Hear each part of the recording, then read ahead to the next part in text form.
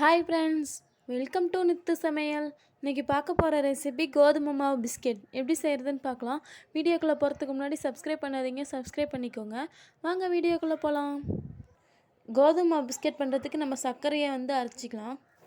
நான் சர்க்கரை 100 கிராம் எடுத்திருக்கேன். இது கூடவே ஒரு 3 ஏலக்காய் போட்டு நைஸாக அரைச்சிக்கலாம். இது நல்லா நைஸாக அரைச்சாச்சு. இப்போ இதை ஒரு பாத்திரத்தில் மாற்றிக்கலாம்.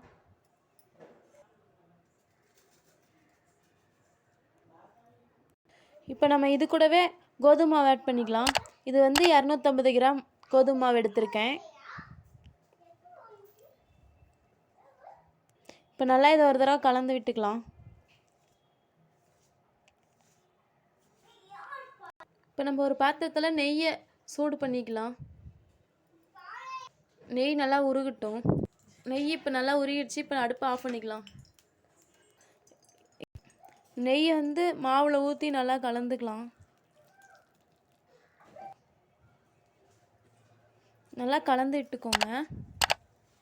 எல்லா மாவுலேயும் படுற மாதிரி கலந்து விட்டுக்கலாம். மாவு நல்லா கலந்து விட்டாச்சு.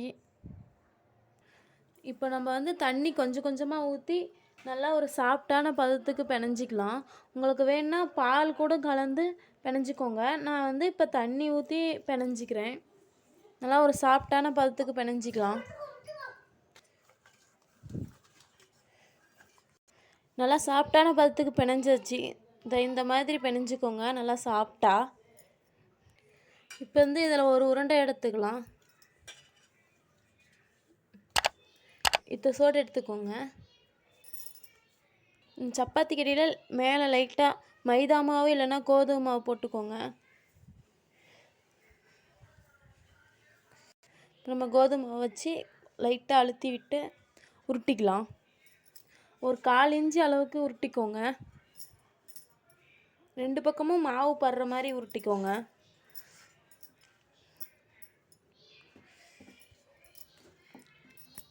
ரொம்ப லேசாகவும் உருட்டிடாதீங்க, இந்த மொத்தத்துக்கு உருட்டிக்கோங்க. இப்போ நம்ம இதை கட் பண்ணிக்கலாம். நம்மளுக்கு எந்த ஷேப் வேணுமோ அந்த ஷேப்பில் கட் பண்ணிக்கலாம்.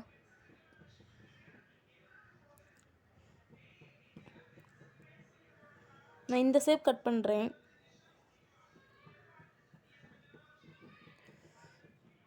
இப்போ கட் பண்ணியாச்சு. இப்போ நம்ம ஒவ்வொன்றா எடுத்து எண்ணெயில் போட்டுக்கலாம். எண்ணெய் காஞ்சதும் இப்போ நம்ம ஒவ்வொன்றா போட்டுக்கலாம். எண்ணெய் காஞ்சிருச்சு.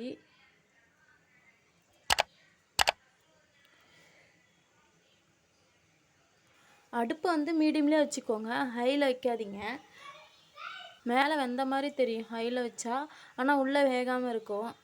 அதனால் அடுப்பை மீடியம்லேயே வச்சுக்கோங்க.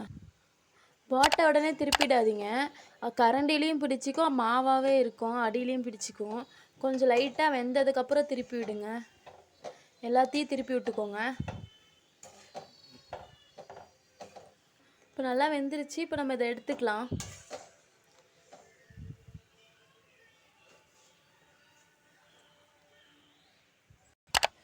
ஹாய் ஃப்ரெண்ட்ஸ், கோதுமை மாவு பிஸ்கெட் ரெடி ஆயிடுச்சு. இது மாதிரி வீட்டில் செஞ்சு பாருங்கள். செஞ்சு பார்த்துட்டு எப்படி இருக்குன்னு கமெண்ட் பண்ணுங்கள். லைக் பண்ணுங்கள், ஷேர் பண்ணுங்கள். தேங்க்யூ.